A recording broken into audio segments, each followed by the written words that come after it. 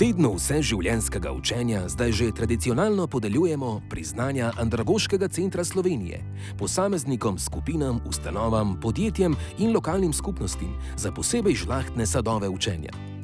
Za zgledi dobre prakse se oziramo po vsej Sloveniji, pa tudi v slovenskih okoljih zunaj državnih meja. Priznanja prejemajo ljudje, katerih osebne zgodbe pričajo o tem, da je mogoče v vsakem življenjskem obdobju in vsakršnih okoliščinah z učenjem doseči marsikaj, kar se lahko zdi komaj dosegljivo. Dobitniki priznanj se uveljavljajo tudi kot ambasadorji kulture učenja.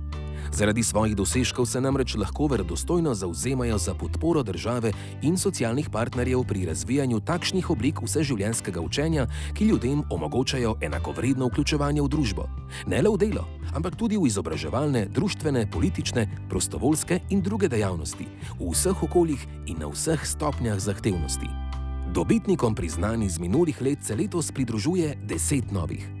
Predstavljamo jih kot zglede učenja na poti razvijanja osebnih ustvarjalnih zmožnosti in pri iskanju novih kariernih poti.